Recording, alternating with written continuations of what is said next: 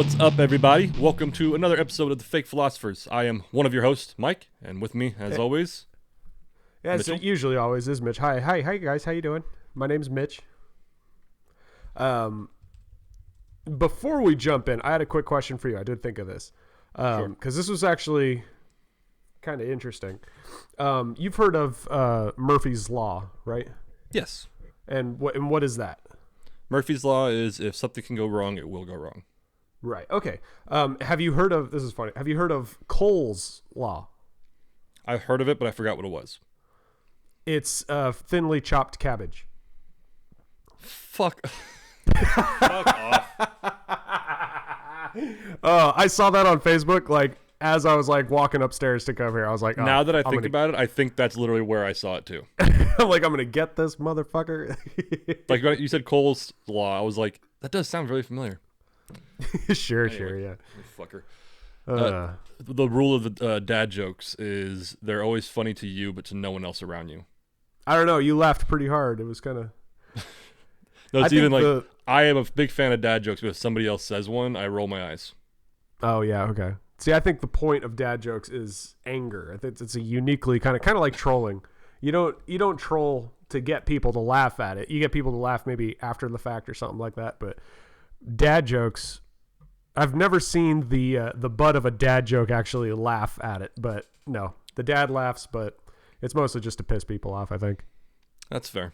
At least like their kids. Yeah. Speaking of children, What? just one of the topics I mentioned before we started. No, so I was listening to a friend of mine. I've mentioned before, Sam and well, I don't know Marcus, but the Illegal Opinions podcast. Yeah. And Marcus brought up a TV show, limited series on Netflix called Don't Pick Up the Phone. Have you heard of this? I've heard of it. Have not seen it. Do you know anything about it? Nothing. So Marcus starts to describe it, and he's like, sorry, these are kind of spoilers, but I need to say this. He started talking about it, and I was like, this sounds really fucking weird. I'm going to watch this. Okay. So I watched it. Are you aware of... Because I remember when I was watching it, I vaguely remembered it. Some years ago, it was called the McDonald's strip search hoax. No. No, okay. Strip search hoax? Strip search hoax. So this is a 100% true story. It's Okay. They have a video camera of it. So pretty much this guy calls a McDonald's in, I think, Kentucky? I forgot where. And I'm going to try to make this quick.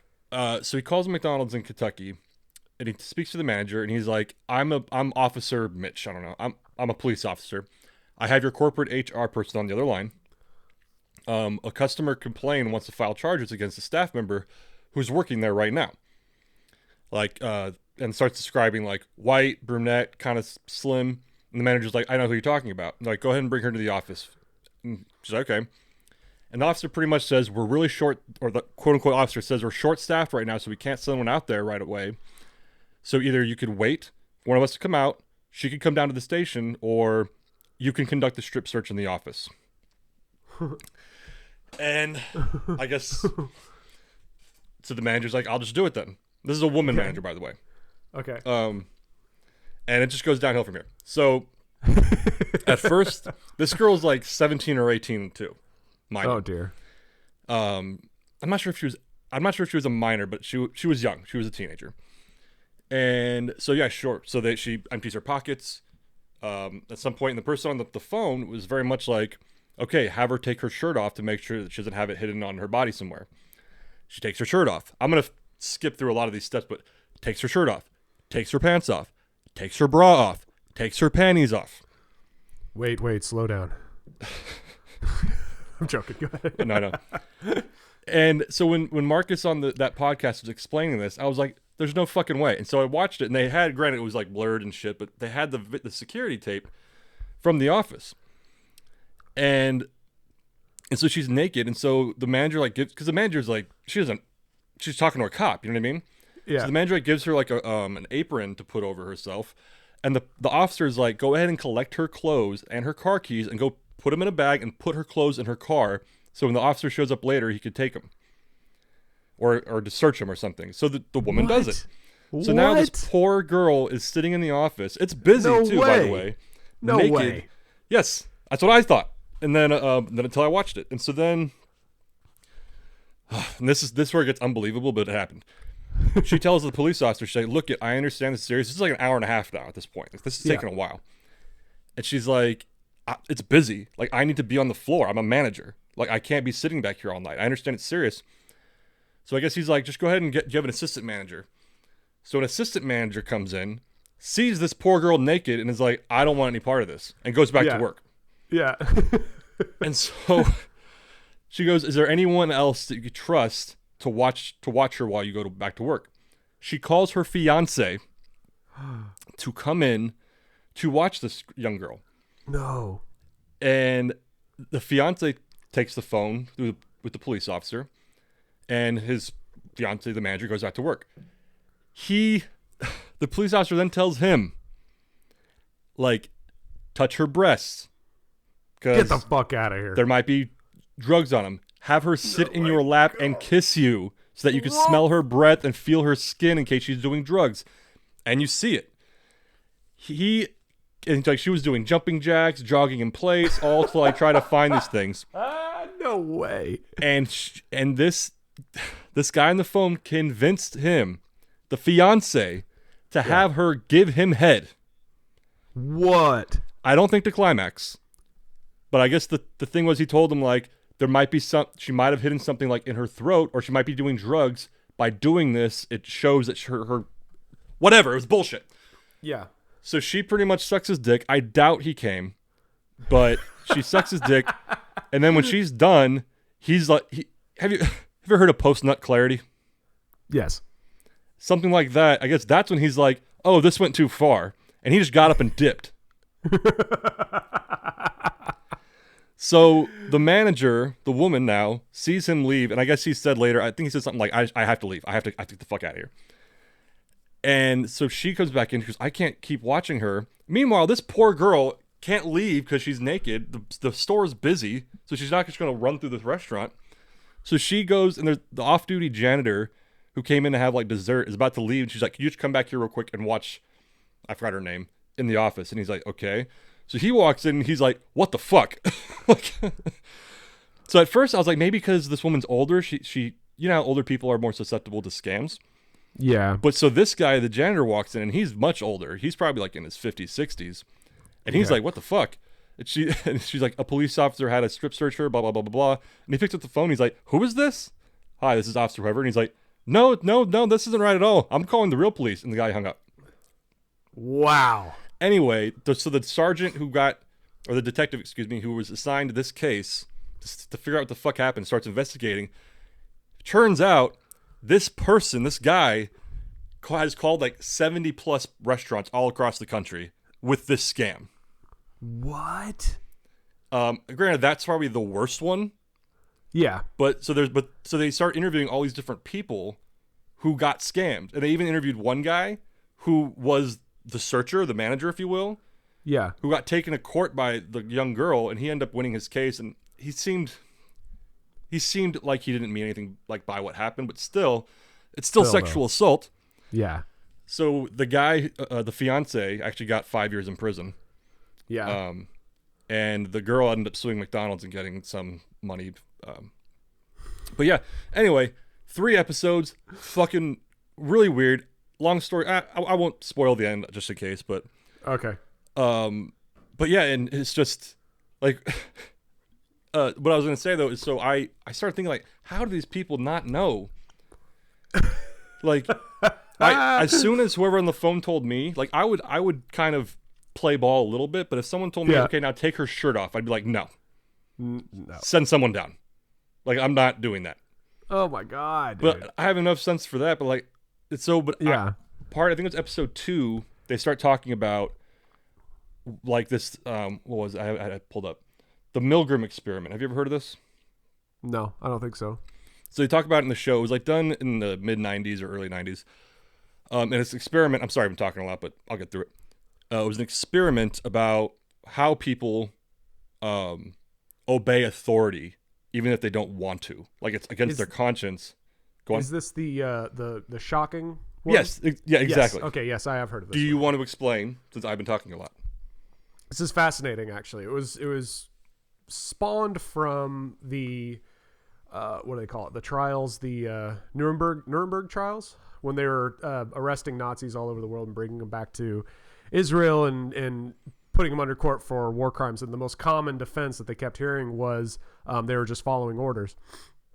Well, it kind of weighed on a lot of people's conscience because everyone likes to think, no, if I was ordered to do some heinous shit, there's no way I would do it. There's actually laws now that if your commanding officer asks you to do something illegal, it's illegal for you to follow suit, kind of thing. And I don't know the ins and outs of it, but anyway, so this experiment, what was it called? The Milgram experiment. It's the guy's name who conducted it, I believe, is called Milgram. Milgram experiment. Okay, well, what they did is they basically opened for volunteers that were told they were going to be part of. They were going to be taking part in an experiment on other people. So what they do is they would take, let's say Mike volunteered for this. They would take Mike into a room behind a one-way mirror, and he'd be standing next to the scientist, the lab coat guy, and they'd look into this one-way mirror, and they'd see another guy kind of strapped to a chair with some diodes on him. And I can't remember if that guy was like interrogated or what, but basically, he was an actor. He was an actor, pretty much. Well, yeah, no, he is an actor, but I can't remember if he was being interrogated by another actor or. So from that point, so the actor, so you have your actual. There's only one guy being experimented on at a time. Let's say Mike is the volunteer that has no idea what's really happening. Yes. And I'm the scientist that's standing next to Mike. And then Eddie's the guy behind the mirror. Yeah, we're looking in this room and we're seeing Eddie strapped to a chair. So pretty much from there, the scientist gives me, in this situation, the actual person being experimented on, the volunteer, he gives me a list of questions with the correct answers. And then I have to ask Eddie, the person on the other side of the mirror, granted, this is actually an actor who's in on it, the question. So go on. me and Eddie are in on it. And Yes. I ask Mike, can you ask him this list of questions? First, what's your name or something like that? But. I think there might have been a base question, but pretty much the little clip I saw, it was kind of like trivia. So the guy would pretty much, if he gets the answer wrong, the volunteer has to press a button that shocks him. Now, again, he's not really being shocked. He's an actor. Right. But then every time he gets a question wrong, the voltage goes up a little bit. And so they, in the documentary that I watched, they showed a little bit of these clips that are videotaped, and you see some of these guys like look like, you want me to do it again? And the scientist's like, yes. And so he presses it, and the actor's like, ah. And they did all this shit, and then like later they asked him, why did you keep doing that? Like they asked these guys, and they're all like, because like I didn't want to. It was horrible, but that's why I was there. Yeah. Like that's what my job was, and he kept telling me to do it.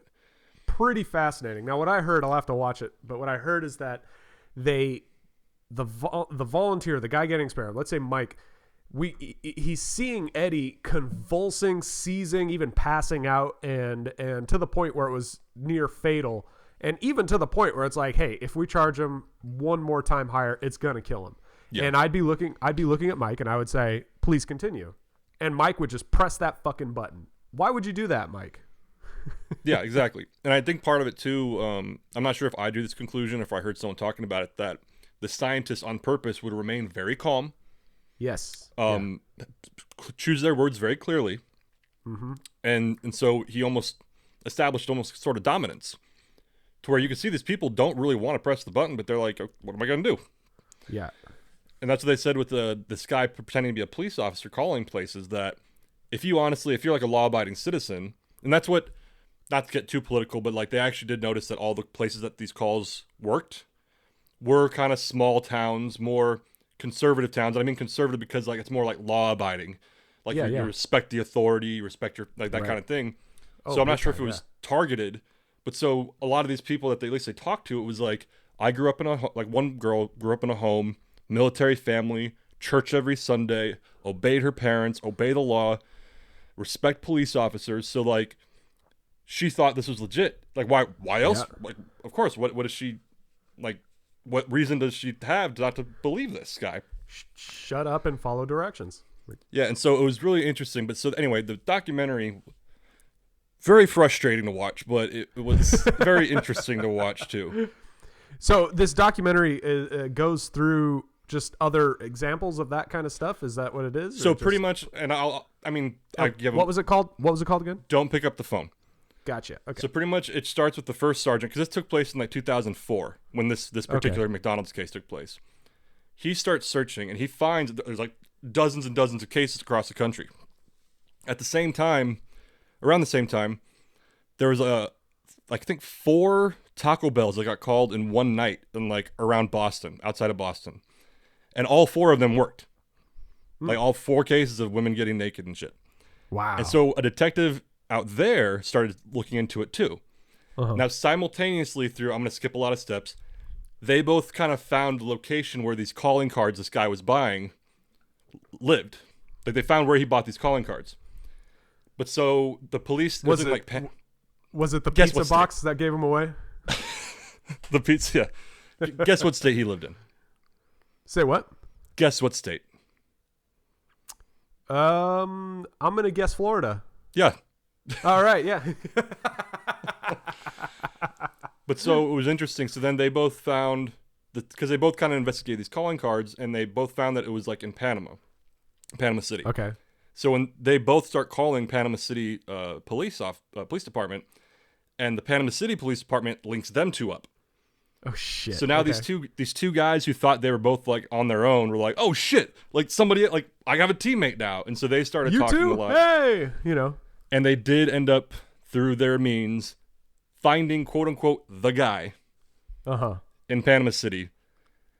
We're already this far, and then because they have him on camera at 2 different Walmarts in Panama City, around the time the phone the calling cards were purchased. One camera was above the register, and you see him purchasing it at one. The other camera didn't see him purchasing it, but they have a clear view of him walking in around the time it was purchased at 2 different Walmarts. Okay. Yeah. Okay. To me, that's pretty compelling. But so anyway, I think for Boston or Panama City, they didn't have enough. The DA didn't want to prosecute because he's like, you don't have enough. And then so the guy in Kentucky, the very first guy, he's like, fuck that. And he goes to work in Kentucky and gets him extradited and arrested in Kentucky. Yeah. They go to trial for solicitation, I believe. And he goes free.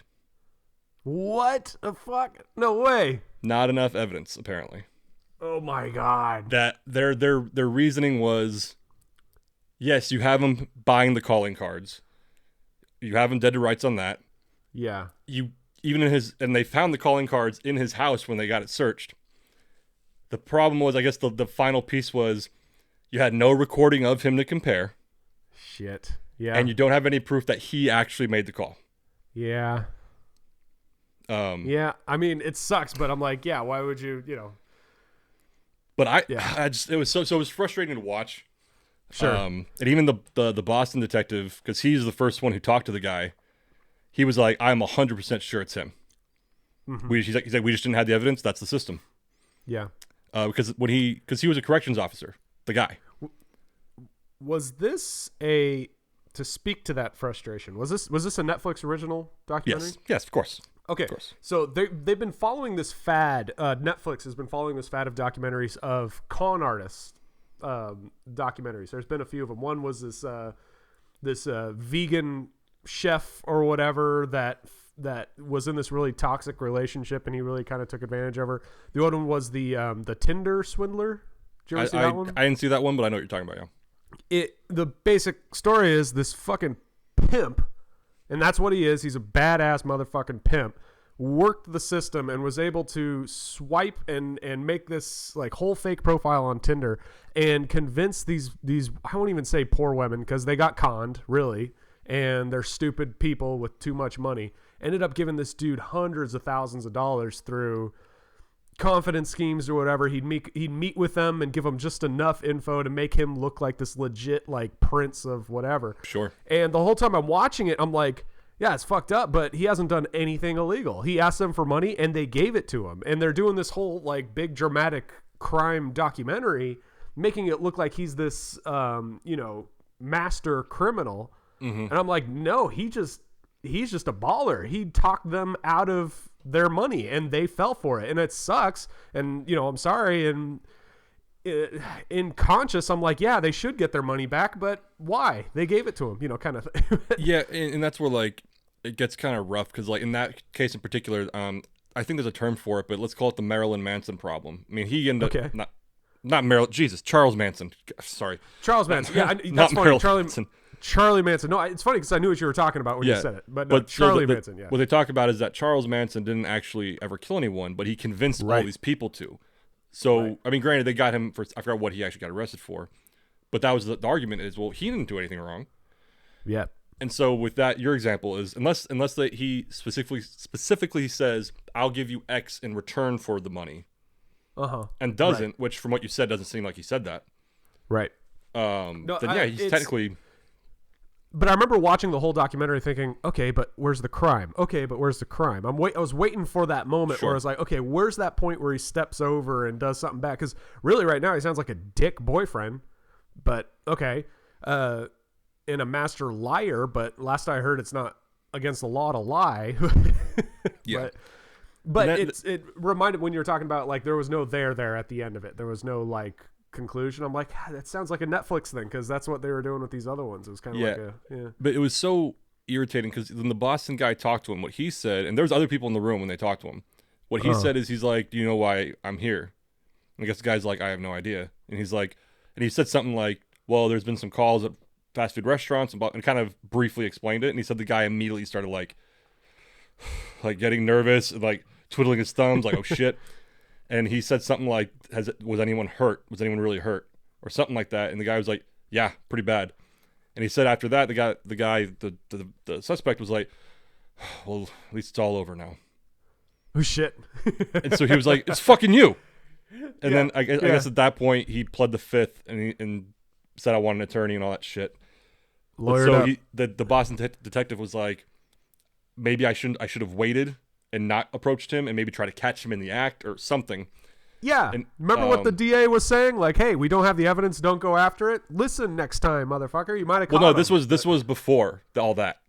Oh, okay. So he went down to Panama City to look for him because he thought he was a cop based on the videos. And then he went to the police station. Like, no, that's a corrections officer. That's corrections officer uniform. So he went to, there's 3 jails. He went to one, no one knew him. The second one, he showed the photos. And the warden was like, oh, I forgot his name, David. That's him. Yeah. We know who that is. Wow. He's working right now. Holy and that's shit. when he was like, bring him up. He jumped the gun. He should have waited and... We know who he is. We know where he is. Let's just wait. Stupid cops. But stupid cops. No, it is frustrating watching because I'm like, I always watch those and I start overthinking it because I watch those documentaries and I think more about the people that are watching the documentary than the documentary itself. Mm-hmm. Like watching the Tinder swindler, all I can think about was like, people are going to watch this and start rallying and joining Facebook groups and all that just to get this guy arrested. But there's nothing there, and there's like no point, and they're just gonna get all riled up. Same fucking thing they did with Making a Murderer and the Stephen Avery. I never watched that one. It's fucking dumb. I mean, dumb. It was dumb. I mean, it was amazing, and I loved it, and I watched it twice. But it was like a year later. I was like, hang on. Did you watch Don't Fuck with Cats? No, not yet. It's been on my list for like a year now. But I'm gonna spoil it. That one was very compelling. It was very. Okay, don't spoil it because I do want to watch it. Okay, well then, sorry. Never mind. No, it's got your sign off now. I'm really gonna watch it. But it was very interesting watch. Okay, is it a real documentary or is it fictional? No, it's real. It's real. Okay. It's about a bunch of internet sleuths investigating like a murder. Okay, gotcha.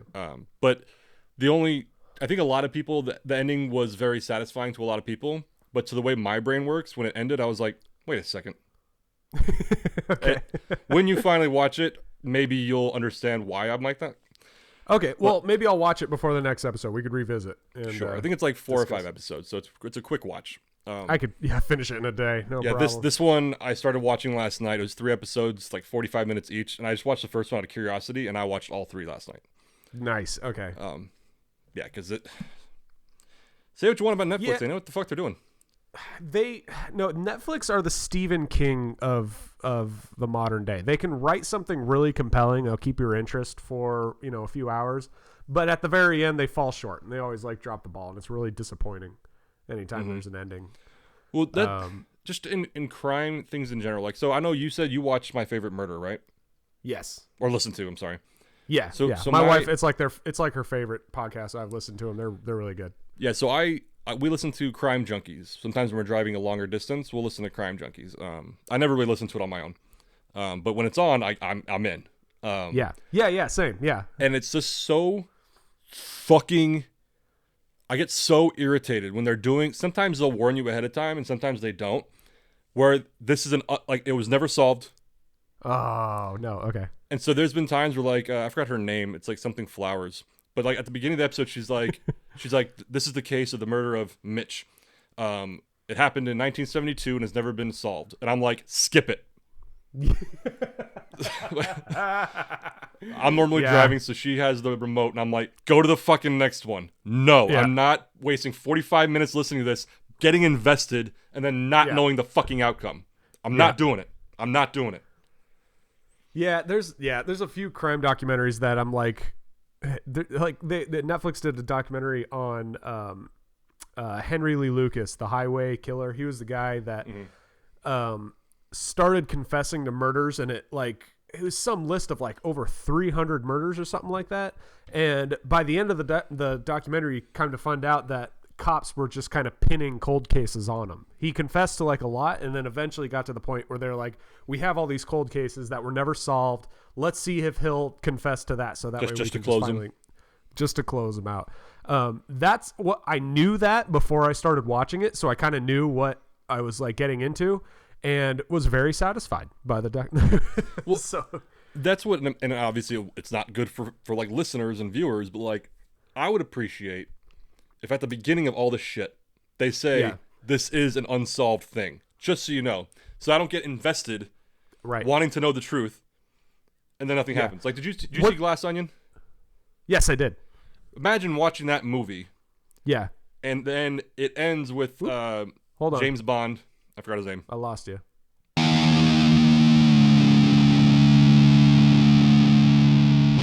So we got disconnected. So continuing where we left off, I asked Mitch if he saw Glass Onion. Mitch said, yes, I have. Loved it. And comparing it to these documentaries, it'd be like if you watched that entire movie and at the very end, Daniel Craig was like, so the killer is? I actually don't know. And we may never know. And then Curb Your Enthusiasm music. Or he kind of does this is what it would look like if this person did it. This is what it would look like if this person did it, and etc. But we just watched, it was on Hulu, I think. It was called Wild Crimes. It's a true crime documentary. Okay. First season was, I kind of forgot mostly what it was, but I remember the second season coming out, and it was like, oh, it was this murder that happened, and there was more murders. Same thing. Don't waste your time, because they never say at the end who did it. It was more like the big reveal, like, oh, thank God, is they finally identified the body, and it's like, and that's enough for us. And I'm at home like, no, it's not. No, it's not. Like, what the fuck? This is stupid. Was it there was one Crime Junkie episode, which this is kind of the standard thing, but I remember one specifically was like, this person was found dead. No witnesses, no clues, no hints, no leads, nothing. So it went cold. Okay. But then a year later, someone came forward, or someone left a tip. And investigators had something, so they looked into the tip, and they found nothing, and the case went cold. 4 years go by, and they found the victim's hat in the forest. Finally, a new lead, and they look into it, and it goes cold again. And I'm just like, oh my fuck! God. Like, come on! Yeah, it's the true crime equivalent of rimming. It's like, come on, just give us something, like, you're just teasing us the whole time. It's an over-the-pants hand job. Yeah. But at least sometimes those finish nice.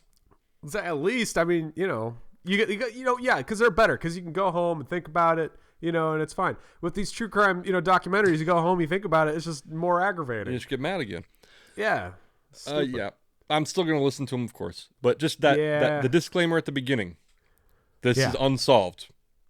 Yeah. Just so I know not to waste my time. It's like a relationship. I want to know Is this a long-term goal, or are we just fucking? It'd be like, Just tell me up front. It's like, when you turned on Expendables, they established pretty quick. It's like, this is not plot. This is not character. This is mindless action porn. And we're like, I'm with it. Let's go. Okay. Yeah, we know. Thank you. Thank you. Yeah. If they cast Daniel Day-Lewis, we know this is going to be 2.5 hours of my time. Yeah. It's so true. It'll probably be some stellar acting, but don't drink because you will fall asleep. I also won't recognize them. Yeah, that's true. That's true. Yeah. Side note about Glass Onion, I mentioned, I think in a previous episode that Danny was in, I can't remember which one, but I'd mentioned that I had just seen Bullet Train. Yeah. And when I saw Bullet Train, I thought that was the movie that was made by the Knives Out guy. That's like that was like the other one. So I was like, oh yeah. And then I watched Glass Onion. I was like, oh shit, no, this is the one that was the Knives Out Glass. Okay, got it. But what was the Bullet Train then? Yeah, Bullet Train was just good. I heard it was really good. I haven't watched it yet because my dear wife doesn't want to see it, or you're waiting to watch it with her. So she does this thing, Mitch, where I'll be like, this movie looks good, because there's some shows she watches on her own. I watch some movies on my own. I remember one night she was going to bed, because I stay up a few hours past her, and I was about to watch Bullet Train because she never expressed any interest. Right. Okay. And she was like, Bullet Train, I heard of that movie. I heard it's good. I was like, yeah. And she's like, are you gonna watch it right now? Oh no. And had that tone, and I was like, do you want to watch it? And she's like, yeah, I do. I was like, okay, I'll wait then.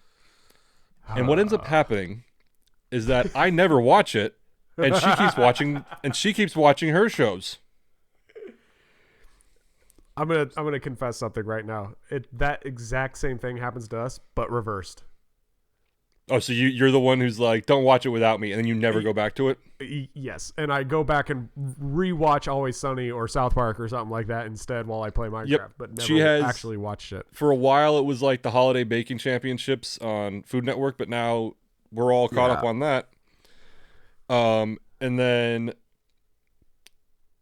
she goes back and like she has her little girl shows like Veronica Mars and there's a few other ones, and she rewatches that, and I'm like, and granted, I get this, but I'm like, can we watch Andor now? Yeah, I'm not. It's a long day. I'm not in the mood to focus on something. God damn it, that's 100% me. That's 100%. I get it. Yep. I get it because I've said the same thing. And I'm just like, okay. And then people are like, why haven't you seen this yet? Why haven't you seen that yet? And I was like, because I love my wife. You've seen me at like when we go to parties. Like, have you seen this? I'm like, no, I haven't seen that. No, it's on my list, but no, I haven't watched it because there's got to be a term for it. And maybe this is what this episode will be about. But it's a new show or new movie anxiety. It's like something I think I suffer from because I would so much rather, in the moment, rewatch something I've already seen, like a DVD or a show I've already seen, than try something new.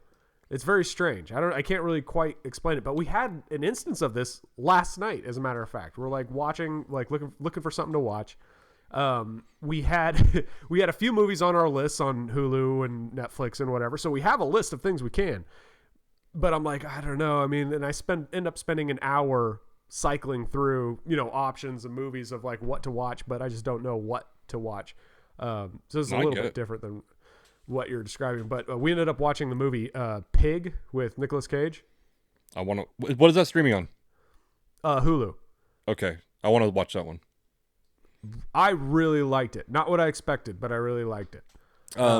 Buddy of ours, Derek Murray, who he's guested on this before, he said that like that movie, you go into it expecting like an absurd Nicolas Cage movie, and it still is an absurd Nicolas Cage movie, but it's like not what you thought it would be. I wouldn't say it's an absurd. It's Nick Cage with a good director, so it's okay. There you go. Anyway, but we were watching it, and my wife pointed something out. She says, you there's nothing to lose if you pick something bad. If you pick something bad, we could just turn it off or, whatever. And I was like, I know it's weird. It's like I'm so afraid of picking something that I'm not going to like. And why? Because I've turned stuff off before. I don't know why. It's weird. I don't think unless I'm going to bed or something or I have to leave, I will finish the movie. It has to be really bad for me just to stop it. Yeah, that's true. I think I've only ever stopped a movie 2 or 3 times, but Yeah, it's really rare. I think, and I wouldn't say it's OCD, but because it's one of those things like, I may have mentioned this before, like, even if it's an inconsequential problem, if it doesn't make sense in my head, it bothers me, right? Okay, yeah. Example, I mean, this is off topic, but example, I may have told this story, I don't know. I lost my wallet like a year ago. Like, like the little, not the full wallet, but like the little insert that just you have a few cards in there and stuff. Okay, yeah, yeah. I lost it. I checked my car, I searched my house, work, everywhere, gone. So I got a new license, I got a new, canceled all my cards. Thankfully I had one card that was, I kept it in the house. But I did all this shit. And I knew I had it on me at some point because I bought something with a card. And I was like, where the fuck is this?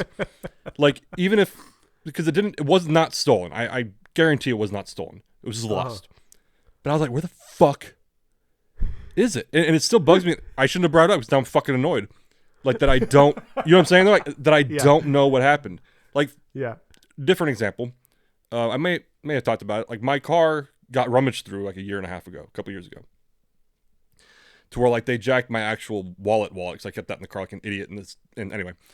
Yeah. But they went through I could tell they went through my car, stole shit, and left. And I was like, okay, my wallet got jacked. I know what happened. Not happy about it, but I know what happened. So anyway, that bothers you. That bothers you less than the misplaced to an extent, because I didn't have a lot of shit in it. You know what I mean? Like, I don't keep a lot of shit in that wallet. It was just in my car. So going back to the movie thing, if I start watching a movie and just enough information to where, like, I know what's going on and where it's going, I need to see how it ends. Yeah. Even if it's not that good. Are you the same with shows? Because shows can run forever. I'll give up on shows sometimes, but so what happens been a with few shows I just didn't finish. Well, what happens with shows is I'm like, I want to finish it. Sitcoms, not so much. I even if I enjoy the sitcom, I don't need to watch the next one, Yeah. But what happens sometimes is, like, I'll watch it and I'm like, oh, I want to watch the next one. I want to watch the next one. Yeah. But then, you eventually have to go to bed. And then you just don't have the energy to watch it again. Or yeah. Kind of like you were saying, like, you just want to watch something mindless so you don't put it back on because you don't want to have to pay attention. Right. So I want to watch it, just I don't get around to it. But yeah, I'm generally the same way. I read some, inspirational post on Instagram, so it must be true.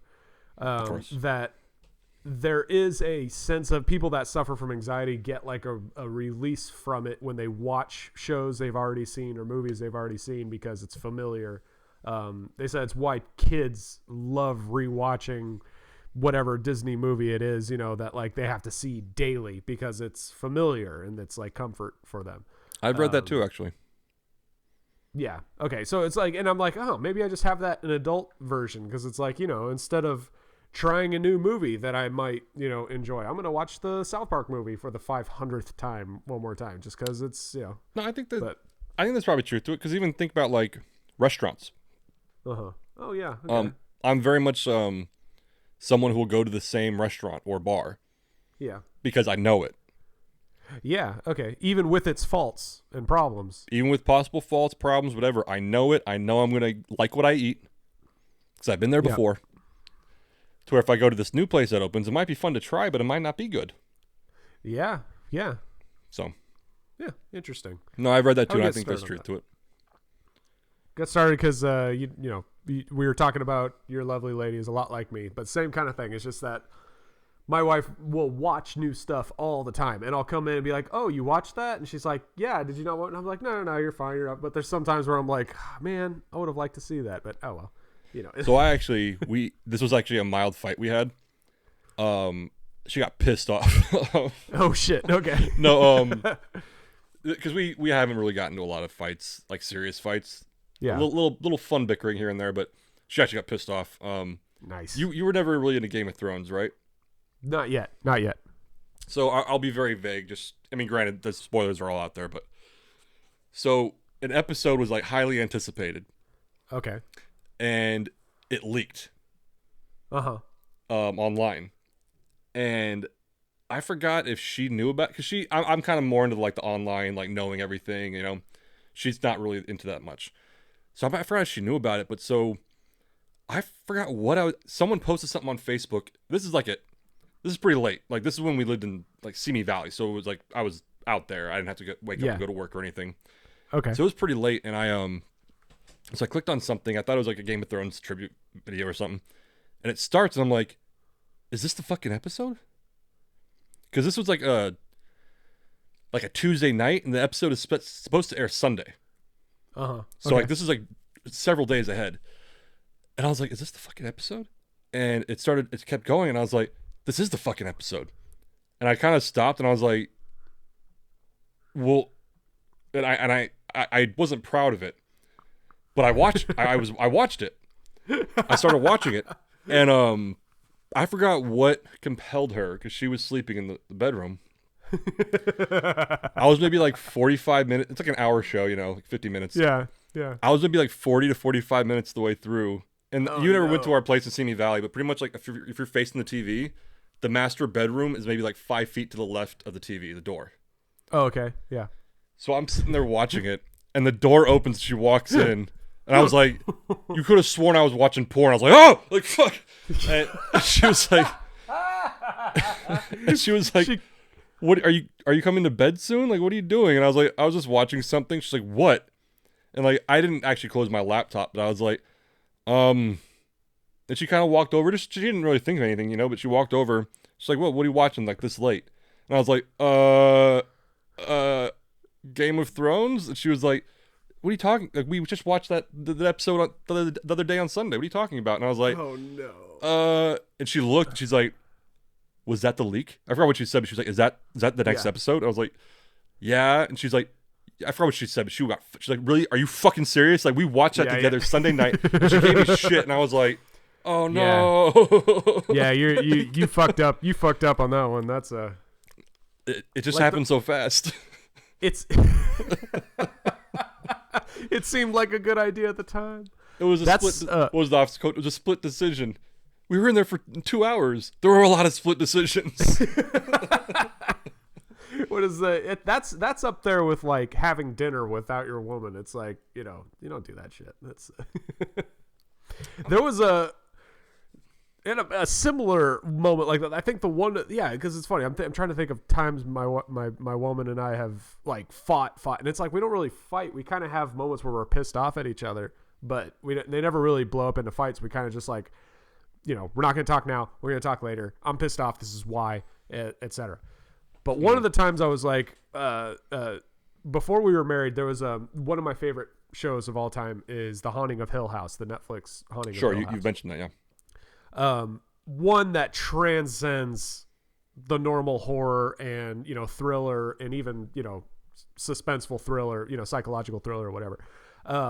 Just as near perfect to a show. I've said all this before. Anyway, my wife is not a big horror fan at all. And I told her, I'm like, okay, this is like outside of regular horror. I can tell you when the jump scares come and all that, but it'd mean a lot to me if you watch the show with me. I've rewatched it a few times. Let's watch it together and we'll get through it. And, you know, but because it's just like, it means a lot to me. It'd be really cool if you see it. It sounds so fucked up. Like I'm that connected to a TV show that it's like, I need to share this with you. I get it. Yeah. But whatever. So one day it's like, we're getting ready to watch it. And like a few days before she comes to me, she's like, hey, yeah, good news. It's like, I think I'm ready to watch it. It'll be cool. I'm like, cool. Yeah. Okay. Yeah. And she's like, yeah, I watched a behind the scenes thing on one of the episodes. And I'm like, what episode? Turns out it's one of the more pinnacle episodes of the entire show. And a major element of this episode is how it was made. It's just kind of like it's like how they do it. The whole episode you're thinking, how they do this, how do they do this? Well, she watched the whole behind the scenes thing on it, so she's not going to experience. So I'm like, oh, okay, all right, well, shit, that whole episode is ruined. I mean, not ruined, but you know. I get it, she's like, oh, and by the way, I found, and I was like, yeah, you know, the one actress she's in this show, and she's like, is that the actress that is such and such, telling a huge reveal about her character near the end of the whole series. And I'm like, you, she's like, yeah, I saw it in the behind the scenes thing. I'm like, babe, what's going on? And now her reasoning is, I didn't want to go into this horror show without knowing what was going to be on it. I wanted to see what I needed to expect. And it was like, okay, I'm with it. And so I like saw what she was coming from, but at the same time I was crushed. I was like, I mean, whatever. It's kind of, whatever. We ended up still watching it. She really liked it, but it was still kind of like, and she's like, what, are you mad at me? I was like, no, I'm not mad. I'm just bummed out. And she's like, that's so much worse. I'd rather you be mad at me. Well, and that's the problem, like with something like that, like is if you go, I forgot what, if it was a movie or a show. I remember experiencing this to where like it was spoiled, but I didn't know it was spoiled. I just heard this piece of information. And so I started watching it.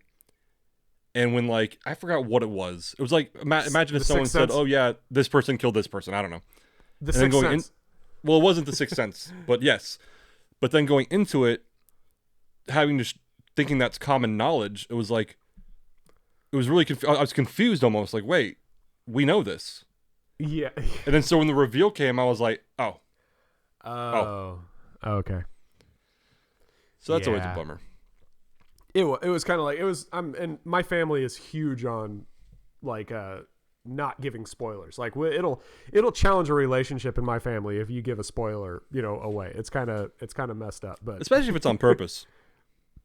Well, if it's on purpose, then we know how we stand. And we're like, okay, you're not my friend, but all right. But if it's accidentally given away, it's so weird because my family will so much rather excuse malice than we will just ignorance. It's like we cannot, if you're stupid, we just cannot. We're not. If you're smart about it, you're like, hey, you know what? Guess what? I saw the Broncos game. They lost. I'm like, you know what? You fucking asshole. All right, cool. But if it were someone like, oh yeah, no, I didn't. I'm like, what the fuck? Don't say it. Don't say it. Then I'm more mad at someone because they're too stupid to know. But yeah, that's fair. That's fair. Yeah. But yeah, back to true crime. That's back to true crime. There was something you said earlier, and I heard on the radio today. It was actually yesterday. It was actually kind of interesting. You're talking about interviewing this McDonald's perv that was really into listening, I guess. What would you even call it? If that was his kink? Side note: if that McDonald's caller, if was that his kink? Was he just getting off on people doing this? So they did talk to some psychologists about that, and the detectives kind of had their theories too, and I kind of figured it out.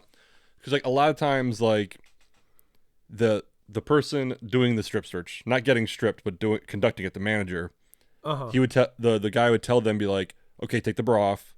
What's the bra size? Describe her body. Describe. Shit. Okay. Do this. Do that. And so I think it was a combination. This is what I gathered from my own thoughts, the detectives and the psychologists, that it's kind of a combination of almost voyeurism. I mean, he's not watching it, but it's being told to him, almost like verbal voyeurism. Yeah. But what the common theme was amongst all of them was power.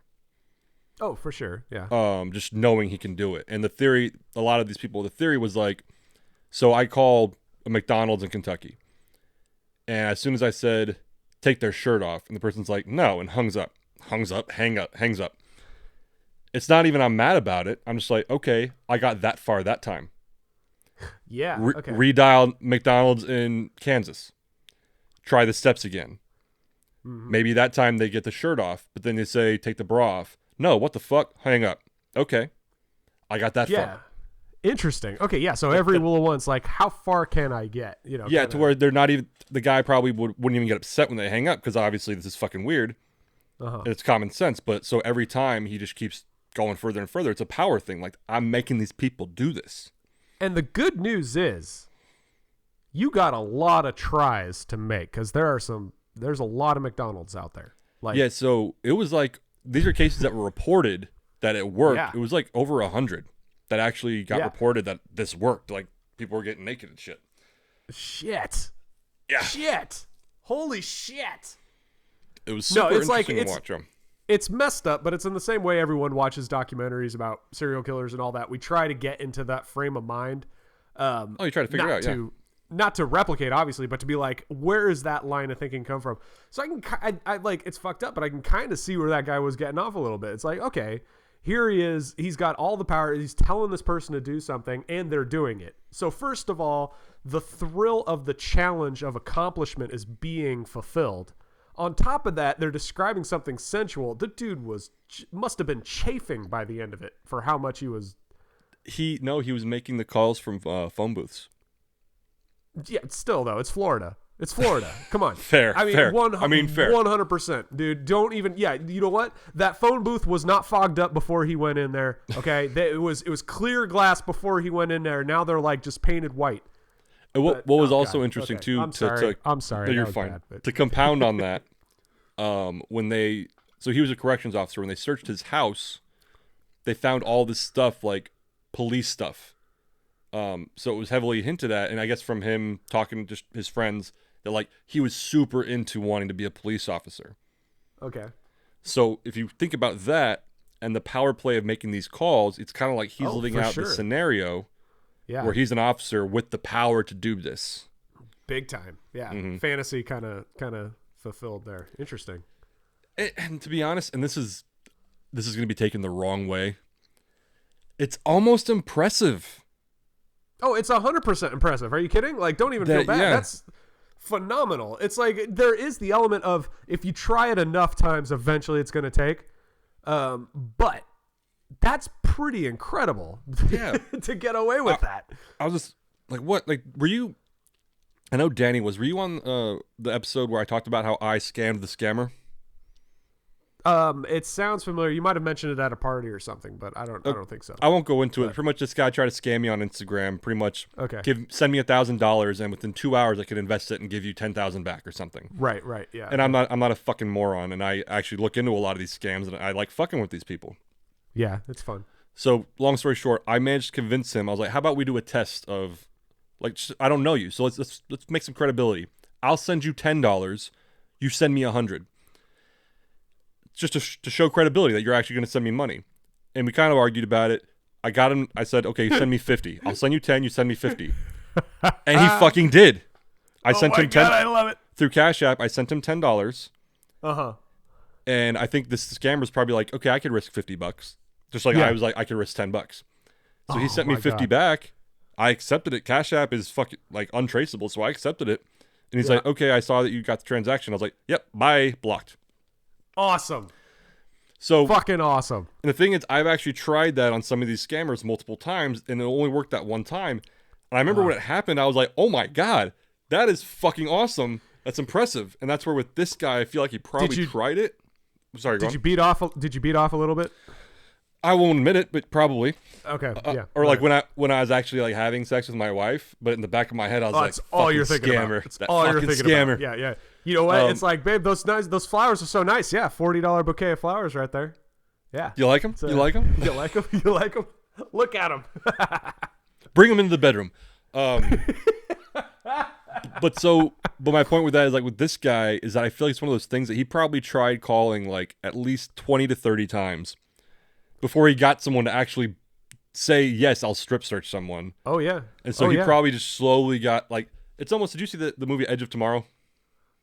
Is Tom Cruise? The Tom Cruise? Yes. Where like he gets killed, but then he goes back to that moment. Right. It's kind of like that movie where he keeps trying every little thing, so when he dies, he knows not to do that. Yes. So eventually they find the right path. I feel like that's what this guy probably did. Oh, for sure. 100% he did. Yeah. Like I have to go in slow, make it sound really okay. Don't go for the bra right away. You have to do like it was another example of if you haven't seen Edge of Tomorrow. Have you seen Groundhog's Day? Yeah. Oh, I haven't seen it in a very long time. I was a kid, but I understand the concept. Yeah. There's a progressive scene where he is trying to hook up with this girl, and it starts at the bar. And it's like, can I buy you a drink? How about this drink? No, she likes the other drink. Okay, so he tries again. Okay, I buy this drink. That worked. And so it's just step by step by step kind of thing. But yeah, same kind of thing. That's what I'm guessing this guy probably did. So that's what the people said. He probably wasn't mad when someone hung up on him or started yelling at him. He was probably just like, or like when the one guy was like, this isn't a fucking cop. I'm going to call the real police. He just hung up. He's probably like, oh, okay, click. Yeah. Granted, this is before like caller IDs were that accurate, that you could like a lot of the technology we have now. This is like in the 90s and the early 2000s, so he can get away with that without worry about being traced. Well, kind of. And yeah, and so I wonder if we have laws about impersonating an officer. Like you can't dress like an officer and walk around with a badge. It's against the law. We have it written out. I wonder to what extent that goes, because saying on the phone that you're a cop, is that written out as impersonating an officer? So I remember thinking about that in the case, because I mean, but again, that would require, in this specific case, remember the downfall was that you could not, despite all this stuff, you could not prove he made the call. Okay, yeah. So even though on the call he was saying, I'm Officer so-and-so from so-and-so police department, you can't prove that he made the call. Therefore, now but even if they could, though, what crime could they put him with? I think because impersonating a police officer, I remember they mentioned that in the documentary that they wanted to get him for that too. But again, you can't prove it. But let's say hypothetically, if you proved it, I think you can get him for it, because I mean, you are presenting yourself over the phone or not as an officer of the law falsely. I'm looking over. I'm looking it up. Impersonating an officer over the phone law. Let's see what Google has to say. Come on, Google. Is it illegal? Doesn't matter if it's over the phone, in person, or online. It's not a prank or joke. Okay, that's a Quora. That's not a real thing. That's reasonable. I can start looking through code and find it, but it's going to make for terrible podcasting. Don't worry about him. But I would imagine it, especially if you're giving commands as an officer. I think it would count. Okay, well, this is North Carolina law, criminal law, so it might be a by the state kind of thing. Impersonating law enforcement officer is a misdemeanor criminal offense. So not even that big. That's a fine and maybe a couple nights in jail. The defendant allegedly falsely communicates to another person that he or she is a law enforcement officer by verbal communication, use of false identification, or use of a vehicle, blah, blah, blah. So I guess that'd be the key, and that's what the lawyers would have to find out is communicates. So. Yeah. What was interesting about this one, and we can go out on this final thought, I guess. So they actually had the guy's lawyer on the documentary. Brilliant. Okay. And he actually seemed very charismatic and very confident. I kind of liked him. Defense lawyers usually are. I mean, right. But so an interesting thing he said, I think it was the last line he had in the doc was, I guess they asked him, like, do you think he's guilty, or do you think is your client innocent? I forgot, to the doc crew. And what he said was, and I'm paraphrasing, but to the effect of, well, we have to remember, like, the definitions of these words. Mm-hmm. There's a difference between not guilty and innocent, and my client's not guilty. Yeah. He said it, and I was like, oh. That's what got more mad. I was like, oh. It's like Johnny Cochran in with OJ. He's like, it's not beyond beyond all doubt, whatever the word is. Beyond a shadow of a doubt, yeah. Beyond the shadow of a doubt, because there was a shadow of doubt. Therefore, let him go, kind of thing. It's like, God, that's the system. But when that lawyer, because when they first started talking to the lawyer, he said he's like the police always. He's like, that's why you look at all these like social movements, like, because the police always bring up their part of the story that's not always true. Now you're seeing video cameras, like the real story. And he's like, so of course these police officers brought up the story in their own way, blah blah blah blah blah. And he was making like not great points, but then when he said that at the end, my client, I like the difference between the two words. My client is not guilty 100%. I was like, yeah. Yeah, it's a point that's often overlooked, and especially today. And this might just be me, but we assume someone is either guilty or innocent, and it's like, no, that's not how our justice system. The terminology is different. Yeah. Yeah, we're not, and because how often do we see people raked through the, what do they call it? The social media court, the court of public opinion. Court of public opinion, yeah. Not the actual court, because in the court of public opinion, you're either innocent or not innocent. Whereas in our actual justice system, you're either guilty or not guilty. You see what I'm saying? It's kind of it's. And I remember, I forgot who I was talking to, who was like a lawyer or married to a lawyer, but they said that like, it's even written like somewhere in the law book or something, like not guilty does not mean you didn't do it. Correct. It means that a jury of your peers decided that there is more evidence to say that you didn't do it than there is that says you did. So it does not say like that you didn't do it, because there's been cases where like on the criminal Right. courts, they'll get not guilty, but they're still taken. I think OJ, this might have happened to. They're still taken to what is it? Fuck, not criminal court, Civil. civil. Sorry, yes. But then they're taken to civil court, and they lose. Yeah. Um, Yeah, the family of the dude that OJ fucking massacred That's right. got sued OJ for wrongful death. So he was acquitted of the murder of this guy, but he was sued and had to pay money for the wrongful death of this guy. It was a Yep. very Yep. insane fucking thing, but yeah, that's the system. Is That's it the perfect? system. Absolutely not, but I mean, it's a and system. it kind of. I mean, it doesn't make it right. But let's say OJ, for instance. Maybe they should have went after this guy. Sorry, off topic. OJ, for instance. Like, yeah, I guess there was a shadow of doubt that he did it. So fine, but in civil court, you don't need that strict of rules. So yeah, go after this asshole for money, at least, at the very least. Yeah, I mean, yeah, McDonald's should I'm fucking, fine with that. McDonald's should be able to buy like 10 new stores from this fucking guy. That'd be great. You know, I heard somewhere that McDonald's is the largest property owner in the world. I believe it. Because apparently, it's one thing that makes them unique is that they buy all the land they build on. They don't rent out the buildings and all that. So or Smart rent move. out space. Smart business move. That's what I've heard. I don't know if it's still true, but yeah, that was like a thing. Is like they buy all the land, so they're the largest property owner in the world. It's crazy. That's an interesting point. I have Google open. I'm not even gonna look. I'm just gonna say that shit. I'm just That's fine. You know. I would accept it as fact. That seems believable. You remember back in the day before the internet when we couldn't fact check everything and we just asked our weird aunt or whatever if things, and she would tell us wrong information and we would just believe it for the next 20 years. And I would get so confused and my dad would say, I don't know. He was supposed to know everything. yeah. So when I'd ask him something, it was like young, and he's like, I don't really know. And I'm like, well, how? You know, it's weird that you said that because I'm just now remembering. My dad would always be one to say, I don't know. My mom wouldn't be caught dead saying she doesn't know. She would say an answer. She would say something, and it'd be like, of course I know this and that.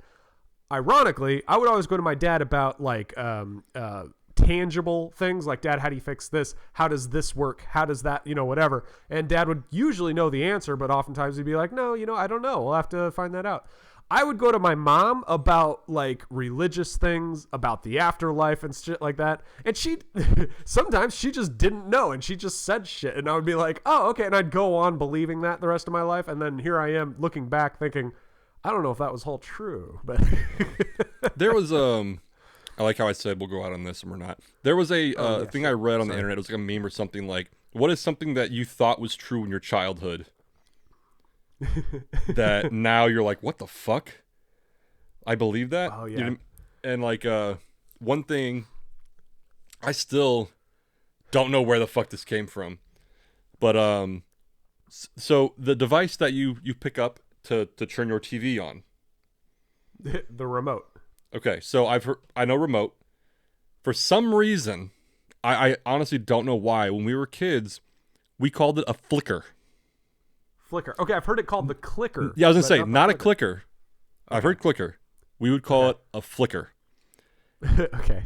And looking back, I have no fucking idea why. You know what I'm saying? I have no fucking idea why we did that. Yeah. Okay. That's It's funny. it bothers me. Kind of like I said earlier, I don't know why. It bothers me. What there was some terms like that I just didn't understand. Like when I was a kid, flip flops. My mom called them thongs for whatever Yeah. reason. I don't know why. That's technically what they are. Yeah, I guess technically, yeah. I mean, have you ever heard them referred to as that, or am I the? So, no, I know that that's the technical term. It's kind of like gay means happy, and somehow it got appropriated to be homosexual.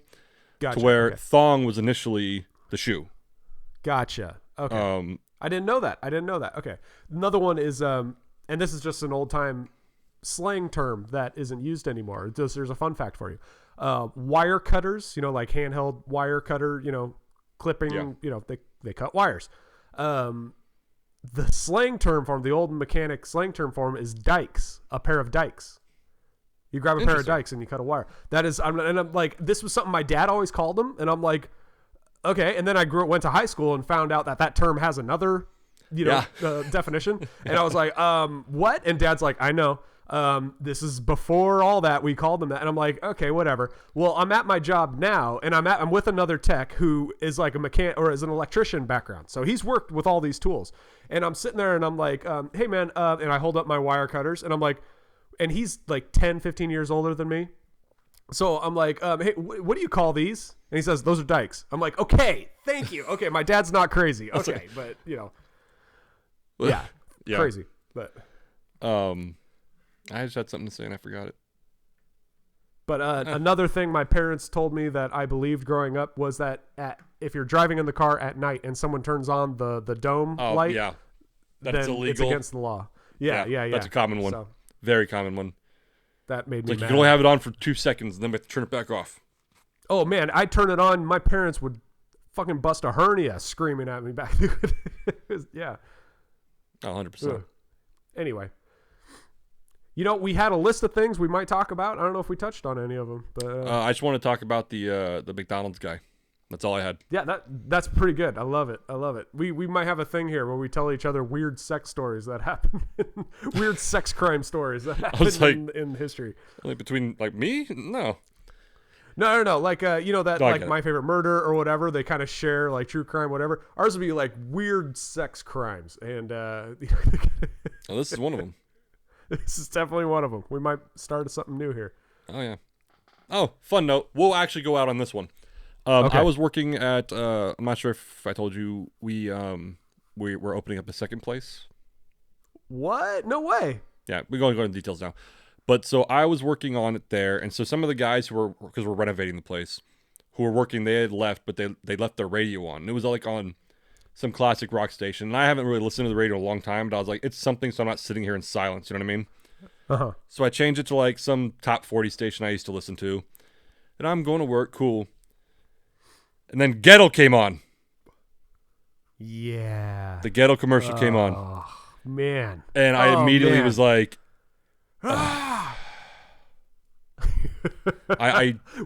Which one was it?